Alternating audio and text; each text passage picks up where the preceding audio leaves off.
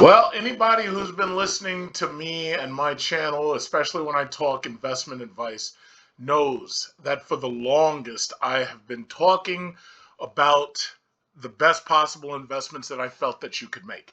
One of which, or pretty much the main of which, was buying your first house.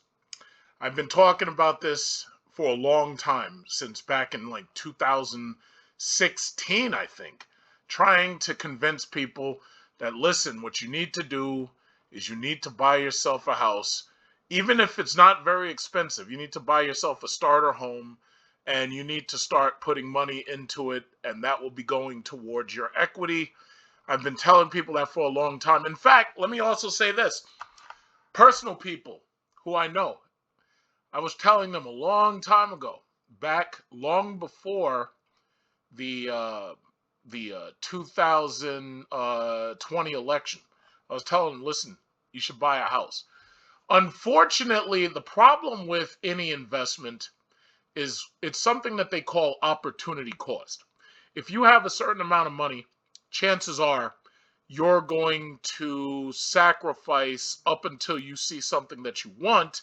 And then what you're going to do is you're going to take whatever you've saved up and you're going to spend it on the thing that you see that you want, because apparently it has dropped to a price that you can afford. You're going to go after that thing. Unfortunately, you only have so much money. So if you're going to spend all of your money on that thing, that's going to cost you opportunities to buy other things. A perfect example is my friends who I was telling them before we had this crazy housing crisis that we have. I was telling them, listen, y'all need to buy houses. But no, they didn't want to buy houses. What they wanted to do was they wanted to spend their last dollar getting themselves a Hellcat, or they wanted to buy themselves a brand new car. Now, when they saw my cars, they thought that, oh, yeah, you know what? If he could do it, I could do it. So I'll just go out and get myself one. Or, and the problem is they didn't understand my background. My background, especially when you're talking about having excellent credit, my background makes it so that when I buy something, I'm treating it as an investment rather than just treating it as, like, a toy. And the problem is you get people who go out and they invest one way and they think that they're doing good, but the opportunity cost is so great that they end up regretting it later. Buying a car, especially with these inflated prices, means that what you're doing is you're increasing your debt to income ratio. The banks will not give you a mortgage, or they will give you a difficult time trying to apply for a mortgage if you increase your debt to income ratio. What does that mean? It means that before you try to get a mortgage, you need to clear out your debts. You need to pay off your credit cards, and you also need to pay off any other outstanding debt that you have that the bank is going to see and say, you know what, that is a liability, and we're going to have to increase your interest rate, or we may straight up not be able to give you a mortgage. So I had friends, and I told them. I had family, and I told them, I was like, listen, instead of going out and buying a car right now, buy your property first. Buy a real estate property first. Then if you want a car, go out and buy a car. Now, in the back of my mind, I already knew if they buy that house first and they stop renting and they buy the house first, I already knew they wouldn't be able to buy the car, because the opportunity cost of actually buying the property would have been so high that they wouldn't have been able to turn around and buy a car. The difference is at least they'd have a roof over their head and they'd have an appreciating asset instead of wasting that money on a depreciating asset, which is the car. One of the things you'll notice is most rich people, they lease cars. They don't want to keep these things. They lease them, they hold on to them for maybe 3 or 4 years, and by the time that thing starts getting old and worn out and obsolete and breaking down, they're handing it back to the dealer and saying, yeah, take this thing, sell it to the next sucker. I'm done. And they walk away from it. And that's it. That's what rich people do. I mean, take a look at Warren Buffett. The guy's got more money than God, Jesus, and baby Joseph. And Warren Buffett buys used Cadillacs, for God's sakes. I mean, he's living off of capital gains, and he refuses to buy new cars. I mean, what does that tell you? Most of these super rich people, they don't buy depreciating. Like, I'd expect all these super rich people to be driving around in Bugattis, but they don't do that because they already know that the assets depreciate so quickly, and then it costs them so much money. They don't do stuff like that. And the sad thing about it is, rich people spend less money trying to look poor than poor people spend trying to look rich. That's the reality. The poorest motherfuckers on the road are driving around in these how should I say, these high marquee Japanese cars and shit. You know exactly what I'm talking about. And they're trying to look rich and everything, but meanwhile they're living in their parents' basement. And I'm just like, okay, great, you got yourself a brand new Lexus, but you're living in your fucking parents' basement. Does that make sense? No, it really doesn't. So, bottom line is housing. And that's always been my bottom line. And it's funny. Most wealthy people get rich from housing. And there's a simple reason for that. It's because, first of all, houses are limited. The land that a house sits on is very limited. And the bank, the Federal Reserve, cannot just print more houses. In order for a new house to be built, usually an old house has to be torn down. The land itself is the quote-unquote real estate. When you buy a house and you're getting the land that it sits on, you can tear that house down and you can build a new house. You can build two houses on that land. The point is that land is limited. Those houses and the land they sit on are limited. It's not like this fucking bullshit cryptocurrency, Bitcoin crumbs, and all this other nonsense, Shiba Inu, and all this garbage. They've got 13,000 cryptocurrencies. These things are nothing more than Ponzi schemes at this point. All that shit can be created, doesn't even exist. It's thin air. It doesn't even exist. It's like an air guitar. It's like investing in air guitars. This shit doesn't exist. A house exists. The land that a house exists on exists. So recently, some of the news that you may not have, noticed because, the news is full of shit and they're busy going after stupid stories. Some of the news you may not have noticed is the fact that just recently, the median home price just passed $400,000. That's what they're saying is the average house in America is more than $400,000. The first house I got for $250,000. The second house I got, it was $300,000 and I put down money. And I got it for less than $300,000. I got it actually somewhere around like $270,000, I think. Now, the average price of the average house is $400,000. Now, I live in New York City.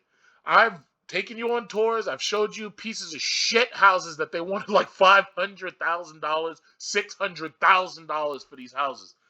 And these houses, if you looked at them, you'd be like, I would never want to live in that. But guess what? This is New York City. You ain't got a choice. So your house is going to be right on top of the next guy. Your house is narrow. My king-size bed is probably larger than your living room if you live in one of these bullshit little New York houses. And you've already seen this stuff. You've seen the apartments that they show when they make the memes and they show the apartments and how they're little-ass apartments that cost like $2,000 a month just because it's in Midtown Manhattan. The average home, the median home price has just passed $400,000. So the question you're going to say is, well, how did that happen? Why is that? Now, first of all, anybody who follows me knows that I place blame squarely where it's supposed to be. The blame does not go to Biden. The blame does not go to Trump. The blame does not go to Obama. The blame does not go on anybody else except the Federal Reserve. The Federal Reserve has been expanding the money supply and has caused inflation. And that inflation has led to these housing prices skyrocketing. And I've said this before, there's a very simple relationship between home prices and interest rates. When interest rates go down, home prices go up. It's very simple. If interest rates go down, more people can apply for the credit to get a mortgage. If more people can increase the demand, then the supply starts to drop because now you have more people competing for fewer houses. The opposite is also true. If the interest rates go high, 10%, whatever, 11%, if the interest rates are high, then the demand for the mortgages drops because more people can't afford the houses. Therefore, the supply of houses increases and the demand has decreased because the supply increased. It's economics 101. The Federal Reserve has left us at 0% interest rates. People are getting credit willy-nilly, left and right, which I'm going to talk about right here, zero down mortgages. And basically, housing prices have been driven up by high demand. I don't know if I ever told you this before. The night that I moved into my second house, when I was moving in, the mailman came to my house. He was handing me mail, and he was asking me, "Hey, buddy, do you plan on renting?" I was like, no. But here in New York, the demand is so high for space and rentals, and the demand is so high that you've got the mailman asking you, are you interested in renting? Not only did the mailman ask me, but my new next door neighbor asked me, was I planning on renting out the basement? Because her grandmother was planning on selling. And I was like, I'll let you know. And I knew the answer was no. First of all, I got guns in my house, all of them legal. I've got money in my house. I've got electronics and all types of shit. I don't want nobody up in my house at all. I'm not renting out shit. I'm one of the few New York City dwellers who does not rent out their basement or does not rent out their upstairs, like their top floor. One of my friends, co-workers, she just bought a new house. She's renting out the whole top of her house and she's redoing the basement for herself to live in. And I'm thinking to myself, I'm like, well, I would rather live in the top floor and rent out the basement. But she's charging them $2,800 a month to live in the top floor. And believe it or not, that's how much you can get here. For example, I have an aunt. She bought a brownstone, $165,000 about 25 years ago. Less than 10 blocks away from the Barclays Center. If you watch NBA, you know what that is. And the value on her property has exceeded $2.5 million over the last 20 years because after 9/11, the values in Brooklyn shot up. She's renting out her basement, and her basement, as far as I know, is smaller than my basement. And she's renting that out for like $2,500 a month. And the realtors are telling her, it's like, listen, you're hurting our prices because you really should be renting that out for $3,000 a month. Real estate is the shit. And let me tell you something. For you people who are renting, you're doing two things. Number one, you're paying somebody else's mortgage. I know because I have tenants and they're paying my mortgage. So all you're doing is paying somebody else's mortgage. Your pie-in-the-sky dreams of renting while you're saving up money to buy a house, that shit is never going to come true. And I think more and more people are noticing that because the values on most of these properties are going up so high, and people are taking out mortgages for most of these properties and getting these properties at interest rates so low that they're going to control these properties for like the next 30 years. I want you to think about it.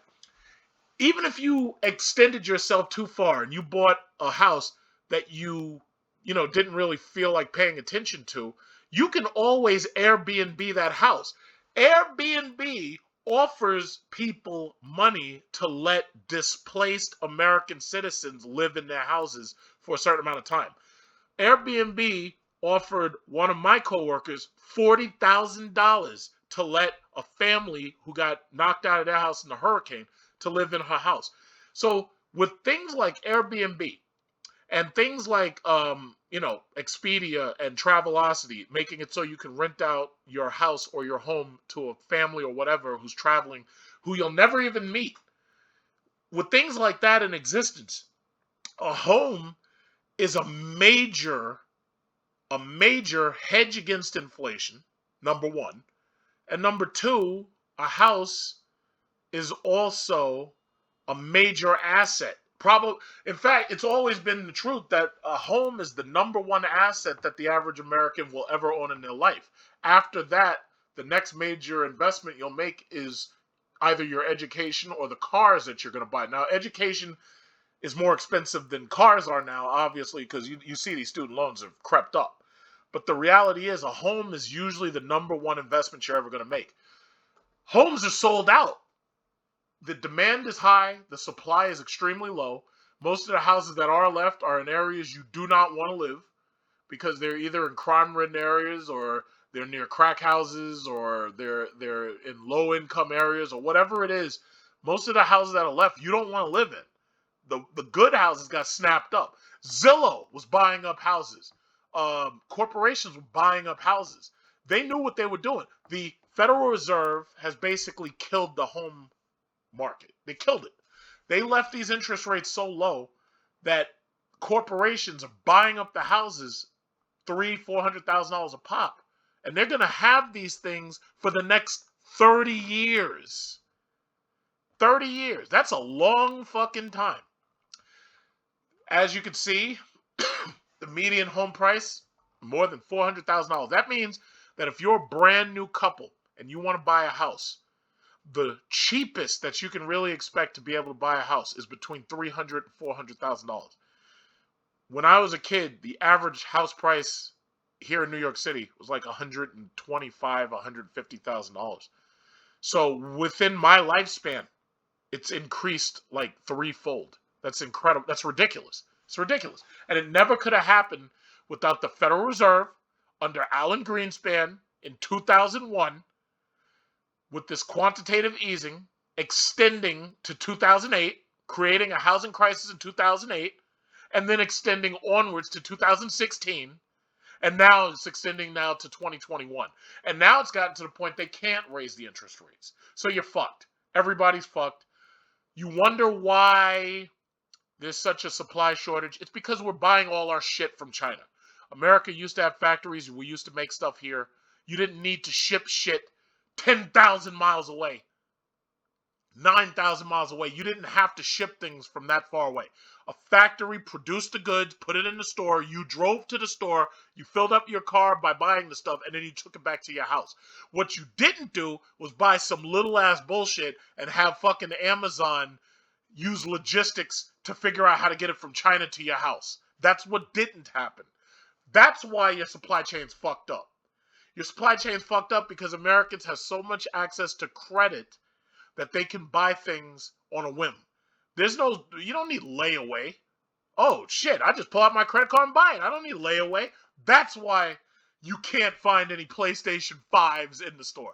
That's why you can't find any Xboxes in the store. That's why you can't find everything gets scalped now. Everything gets scalped. They bought up the Xbox refrigerators.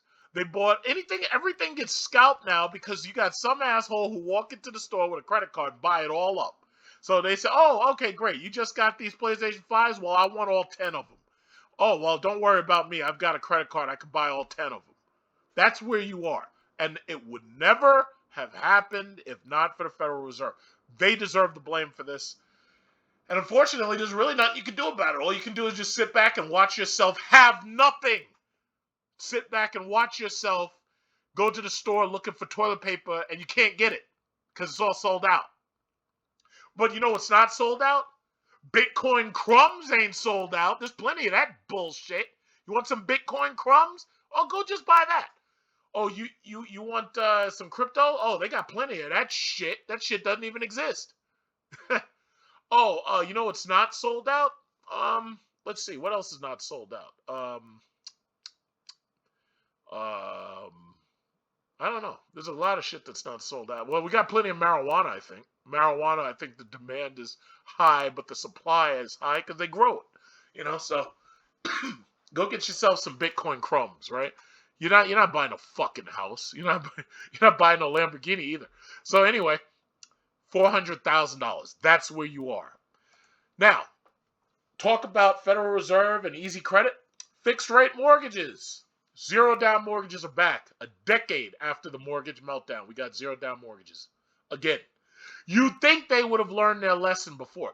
Now, granted, before it wasn't just about zero down. It was also about the fact that they weren't verifying your income. So they had no income verification. In the old days, they had to call up your job, make sure you'd been working there a while, and they had to make sure you were stable on your job. Now, they don't want to give you a mortgage simply because they don't know if your ass will be working 10 years from now. They don't even know if you'll be working 5 years from now. I'm very fortunate in that I got myself a recession-proof career, recession-proof. During the COVID pandemic, while you had some people scared and shit, losing their jobs and everything, let me tell you something. When I tell you I didn't lose a dime, I didn't lose a dime. Now, granted, there's a lot of other people who are essential workers and all that stuff, and they didn't lose any money either. The problem was they had to get up 5 o'clock and 6 o'clock in the morning. They had to get to a job and risk their health going to these jobs. I was recession proof. I was laying up in my bed on my ass all fucking day counting money. That's what I was doing. Because most of the videos I made, I was doing it during the recession. Now, I'm not saying that to brag. I'm just saying I picked a recession proof career. In 10 years, I retire. Period. Most people can't even say that they're going to get a chance to retire. One thing I know about Bitcoin is there's no fucking retirement plan. One thing I know about Ethereum and Litecoin is there's no retirement plan. 10 years from today, I'm going to be in my bed in the morning, not getting up, not doing shit, because I'm going to be retired. Most Bitcoin crumb buyers can't say that. Had you bought yourself a house, had you put your money into the house, had you saved up that equity, by the time you're getting ready to retire, you'd have the equity of a paid-off house. In fact, what I will say is because of the Federal Reserve, they've made the 20 and the 15-year mortgages more affordable than ever before. That's not a good thing, but that is one of the side effects. It says, the loftiest of home prices are upon us, like the 17th century tulip mania. Everyone has got to get on the road to home ownership. Now, even first-time buyers without a down payment can get in on the action. That means no skin in the game. That's part of what happened in 2008, which caused a lot of defaults. One of the reasons why they want you to put money into that property is because that's your investment. If you have a $300,000 house and you put $50,000 in, you're not just going to walk away from $50,000. You're going to be invested in that property and you're going to do whatever it takes to make that shit work. No money down means, all right, whatever. If I can't pay the bills, fuck it, I'm leaving. And I just walk out. This has disaster written all over it. It really does. But just about everything else they're doing has disaster written on it. It says you have to have at least a 700 middle FICO score. It's not hard to have a 700 middle FICO score right now. Actually, 700, I know people who are shitty credit risks who have a 700 as a middle. It's not very hard right now, especially after you just went an entire year without having to actually go to work. You were sitting at home for a damn year. If you didn't pay off your bills with those welfare checks that the government was handing to you and pay off those bills then you fucked up. But a lot of people do have 700 middles. Now, you know me, I got the 850. So I'm not thinking about no 700. I'm just saying there's a lot of people who do have 700. It says there's a 4.5% minimum floor rate on the 30-year mortgage. It is subject to an initial rate adjustment after the first 5 years. That sounds to me like an ARM loan to me. That's what it sounds like. How the fuck do you adjust this shit after 5 years? That sounds like an ARM loan to me. Pricing is nasty on this so-called 80-20. Let me explain to you what that means. The 80-20 is one of those products that they create where basically you're probably going to get fucked out of money. Years ago, it was a ARM loan. It was called an adjustable rate mortgage. And usually it was a 10 by 20 or it was like a 5 by 25. And what they said was, yeah, for the first couple of years, the rate, all you're going to pay is the interest. And then after that, it's going to adjust and you're also going to pay the principal. People saw their mortgage payment go from like $1,000 a month all the way up to like $5,000 and $6,000 a month. Or they saw it goes from like $500 a month to like $3,000 or $4,000 a month. Because at first they were just paying the interest and then everything else kicked in and then they found themselves underwater almost overnight. So a lot of them just abandoned the properties. Anyway, it says here's an example. Say you're buying a home for 1.25 million. Really? The rate for the first $1 million mortgage is 4.5. So you're paying $1 million for a house, and you're getting a 4.5% with an initial, and that's over 30 years. 30 years with an initial principal and interest payment of $5,067. So seriously, get this. You're about to buy $1 million house with a $5,000 down payment. Really? Do you not see the disaster written all over this? Do you not see it? You then you take out a 15-year fixed rate loan for the remaining $250,000 at 9.99% with a payment of $2,685. Assume monthly property taxes would be $1,302 and your monthly fire insurance payments land $200 a month. Then your total house payment would be $7,952. Now you tell me right now, who the fuck got $8,000? Because I'm just going to round up. Who's got because we haven't gotten to the electric bill, the oil bill, the Verizon. We haven't gotten to all that. Who's got $8,000 a month? Who's got $8,000 a month? So let me get this straight. Either you yourself is making, let's say, now granted, if you're making $150,000 a month, yeah, you might have like $10,000 or $11,000 or $12,000 a month coming in. But you're seriously gonna take $8,000. That's more than 50% of your monthly income, and you're gonna hand that to the bank. Or you are making what? You're making, let's say, $5,000 a month. Your wife makes $5,000 a month. You and your wife got $10,000 a month coming in, and you're gonna hand $8,000 to the really?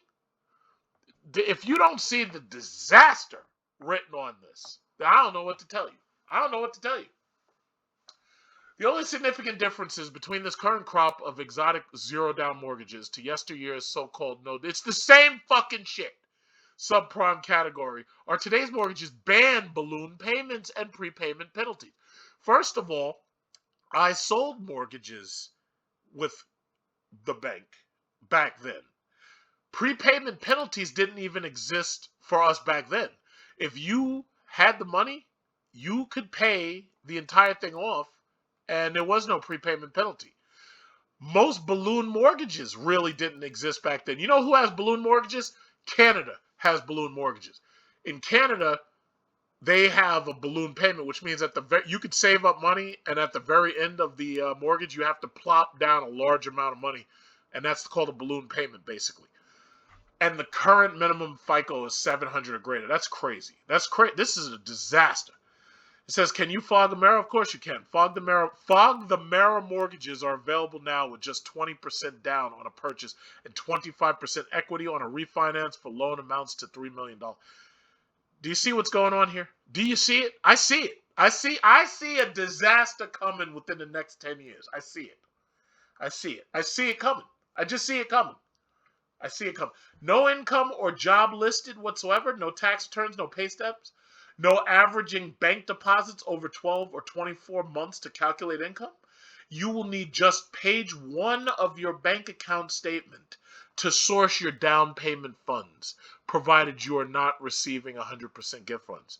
If you don't see a disaster in just 10 years, if you don't see it coming, I don't know what to tell you, because I see it. I could feel the future. I could feel it. I could smell it. Do not worry about the lender seeing those bounced checks or other financial difficulties on page 2 of your bank statement. Rates start at 4%.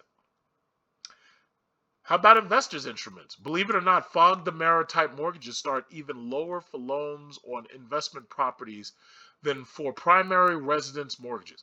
How do you like 3.75% on a 30-year mortgage that adjusts after the first 5 years? First of all, as soon as you hear adjusts after, it's time for you to pack your shit and get out of that fucking bank, because they're about to fuck you out of your money. I'll just say it just like that. See, some people, when you hear it, it's soft and calm. People don't listen. No.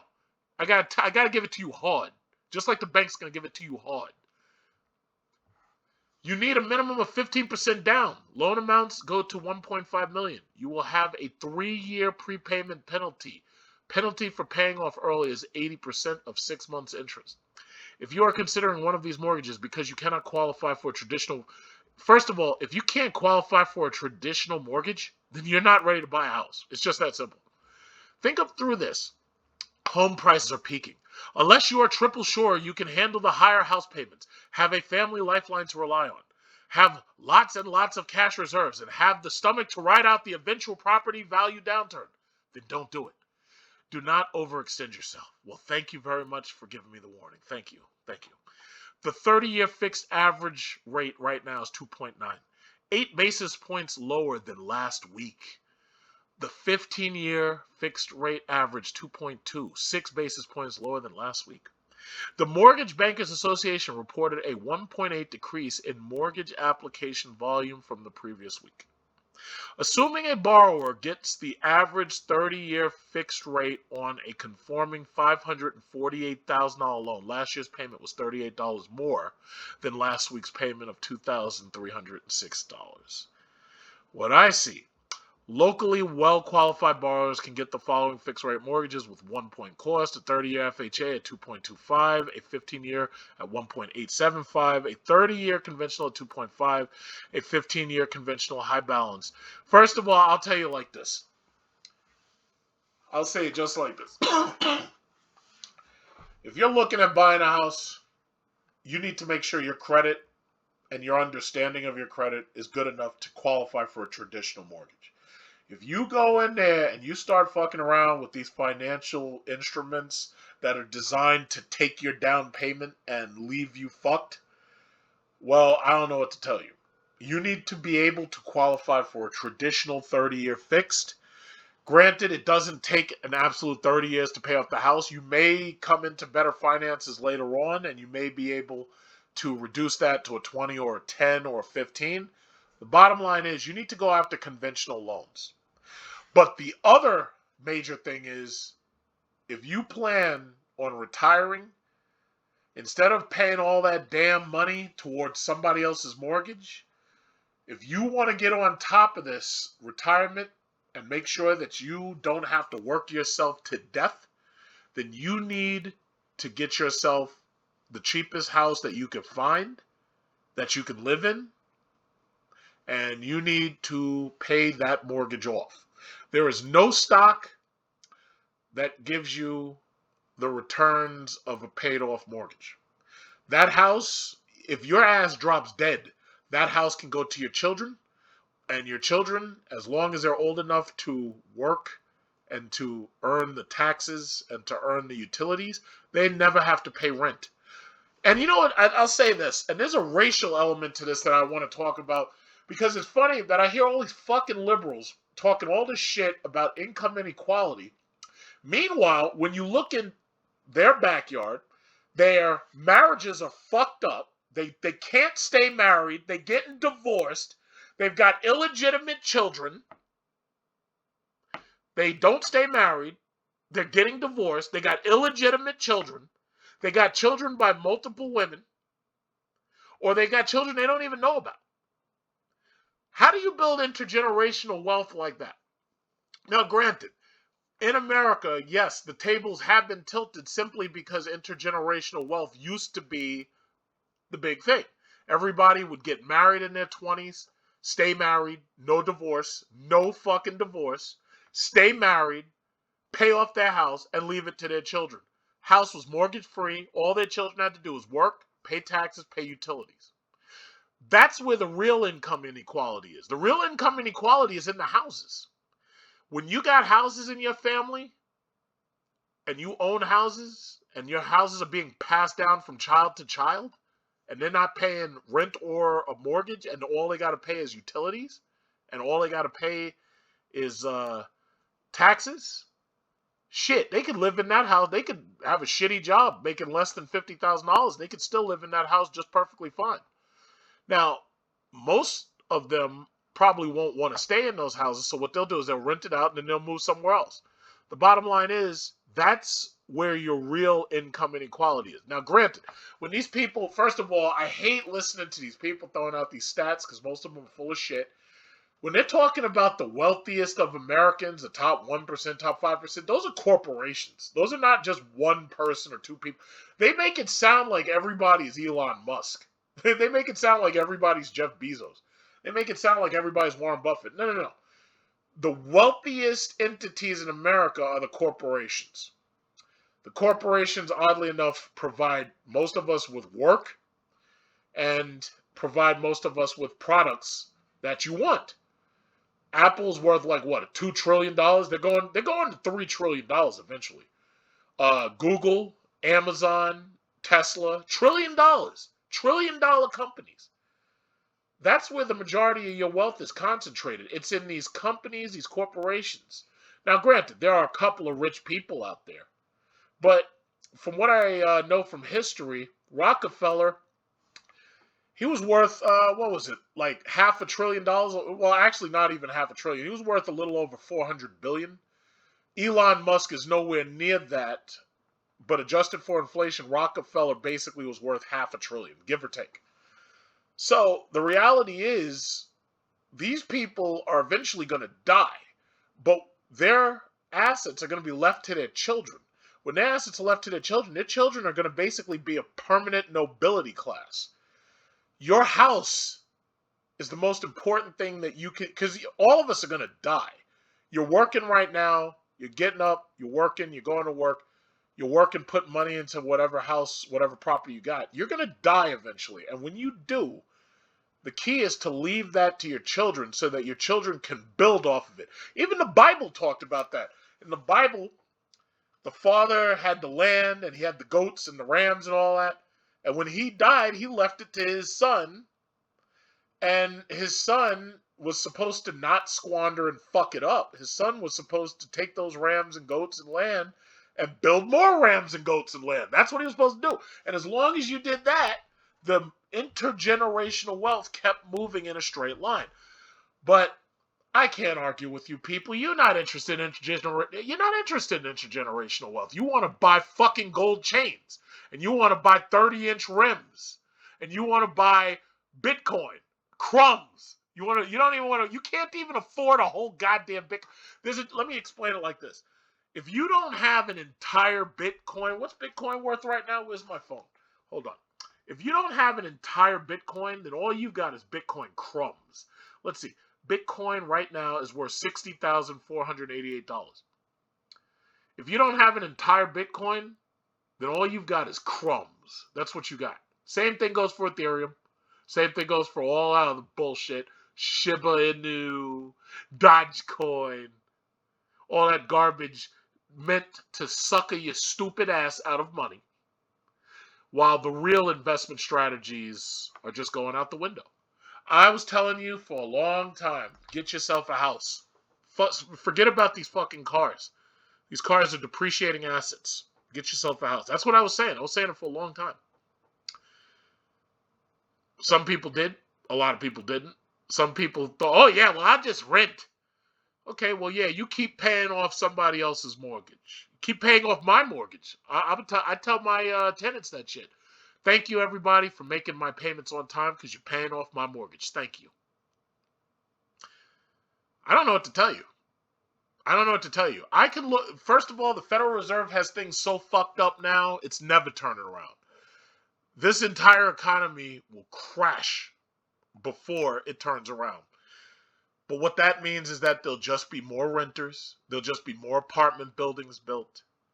There'll just be more renters, baby. You're going to be I'll tell you like this. If somebody walked into this house or walked up to this house, because every time I come home, I see these leaflets and flyers. They be, hey, we're interested in buying your house. I got one right now. I got one sitting right here right now because sometimes I hold on to them.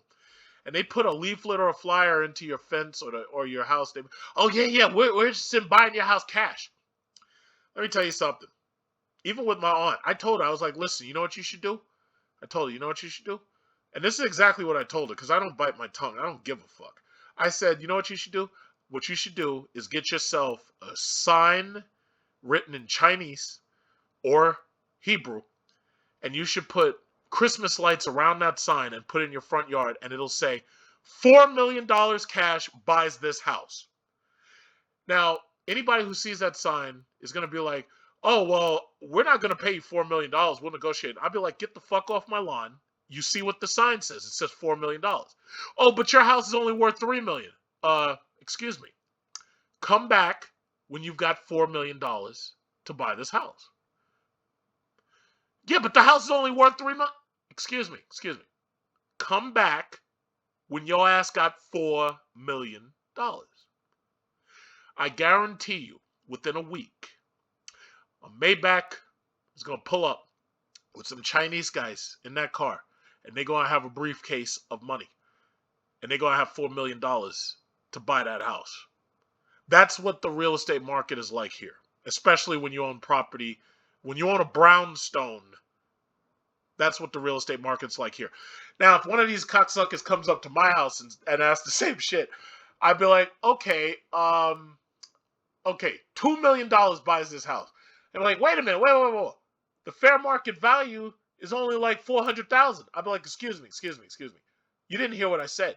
I said, my price, I don't give a fuck what the market says. My price is $2 million. Don't come back until you have $2 million. And I'll look them right in the eye like they're nothing. I'll look through them like a ghost. Look them in the eye. That's when I buy things, like I go buy a car, I tell them what I'm gonna pay. I'll be like, yeah, guess what, buddy? My credit's so high. My credit's higher than yours, and you're the manager of this fucking store. I'll tell you what. I'll pay you this much for that car, and that's it. And then, no, but what about we want to charge you $15,000? Excuse me. You must not have heard what the fuck I said. I told you I'm gonna pay you.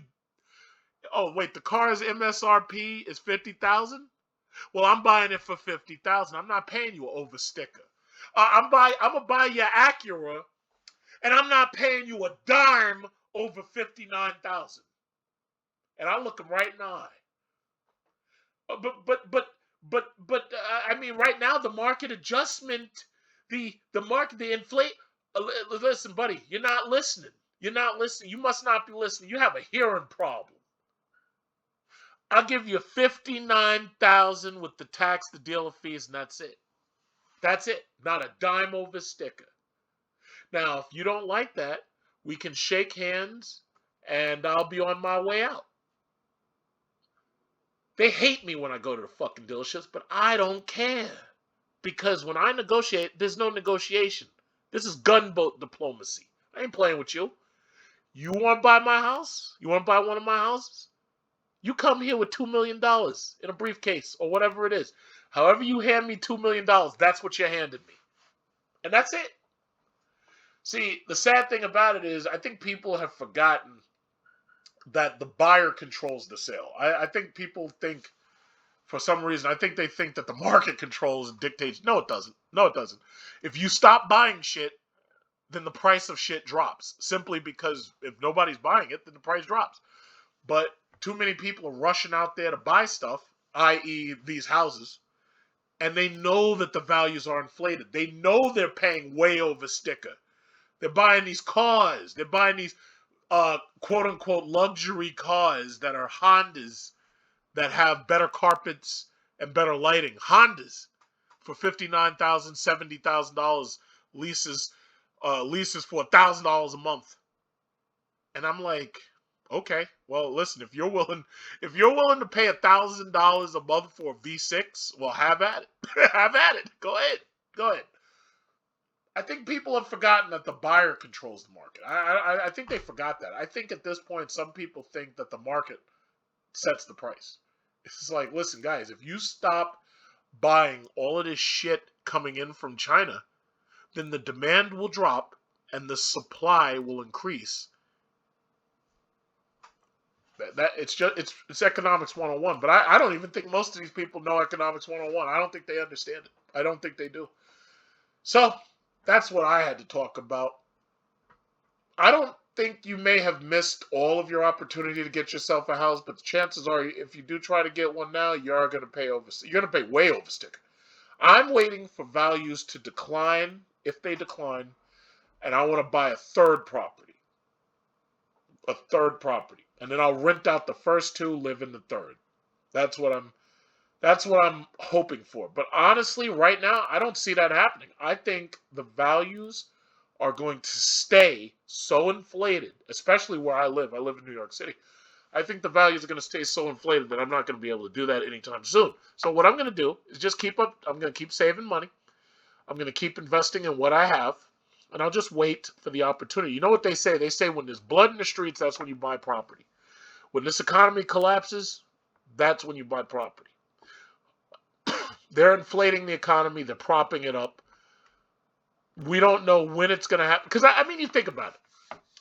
Today is October 28, 2021. Exactly 2 years ago, it was October 28, 2019. Nobody could have anticipated coronavirus. Nobody could have anticipated it. I didn't hear about it until November of 2019. Nobody could have imagined that the market would collapse in March of 2020. Nobody could have imagined that. All that should tell you is that at any given time, something catastrophic can happen. The old saying, and this isn't me, this is the old saying, when there's blood in the streets, buy property. They didn't say when there's blood in the streets, buy Bitcoin crumbs. That's not what they said. They said what did they say? They said when there's blood. This is the old saying. These are the wise men. These men were the men of means and money. I didn't make this up. Don't blame me. When there's blood in the streets, buy property. That's what they said. You tell me, were they wrong? You know what they said? They said when there's blood in the streets, buy property. When people are dropping dead of coronavirus, buy property. That's what they said. That's how I interpret it. That's what they said. That's what they said. That's what they said. See, a lot of people don't understand these things because, you know, the liberal media has done their best to remove all the harsh language and the bad feelings. So a lot of people don't hear things like this much. That's what they said. They said when there's blood in the streets, buy property. When there's economic catastrophe, buy property. Not Bitcoin crumbs. Not Dogecoin. They didn't say that. They didn't say Dogecoin. They said when there's blood in the streets, buy property. That's what they said. J.P. Morgan also said himself, he said during a recession, all shares will return to their rightful owners. So what he's basically saying is when things collapse, the economy goes down, all of this bullshit is going to go back to the people it belongs to. So people are going to short your stock. People are going to sell property they don't want no more or can't afford. And it'll go back to the rightful owner. These are the two things you got to remember. Those are the two things you got to remember. When there's blood in the streets, buy property. And during a recession, all shares return to their rightful owners. So, you know, my thing, you know what the sad thing is?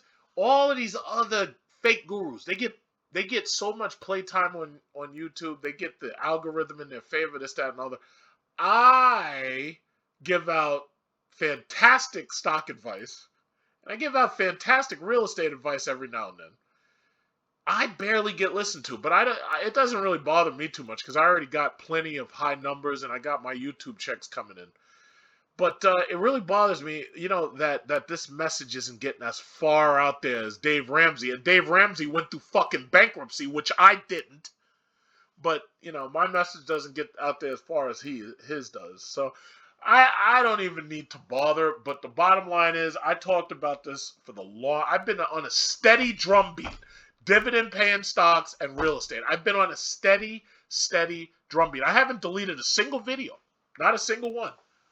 Not a one. Even in the old days Before I could have anticipated that the Bitcoin crumbs would be worth what they are now, because I never anticipated that they would get this many stupid people to invest in that bullshit Ponzi scheme. I never imagined that coronavirus would put everybody in the house and that people would be getting welfare checks from the government and investing it in fucking cryptocurrency. I couldn't have imagined any of this. I couldn't have imagined it. 10 years, back in 2008, I couldn't have imagined that stuff. So, be it what it is, I got my houses, and I have to say, 10 years from now, I'm retired. I have to say I'm doing okay. So the question is, what are you going to do? What are you going to do? Because when I'm retired, when I'm driving past you and you're still working, and my thing is, it's like, all I'm going to say is, I really wish you had invested in real estate instead of them Bitcoin crumbs. You remember when the market collapsed in 2025? I'm sorry for you. I'm really sorry for you. You held the line. I thought you'd have been on Mars by now. I thought you'd have been on Pluto. But listen, I tried to say it. But that's all I have to say. Basically, at this point, I'm just ranting. So that's it. Houses are damn near unaffordable. Mortgages are damn near unaffordable. The rates are low, but they're damn near unaffordable. The house that you want, you can't find.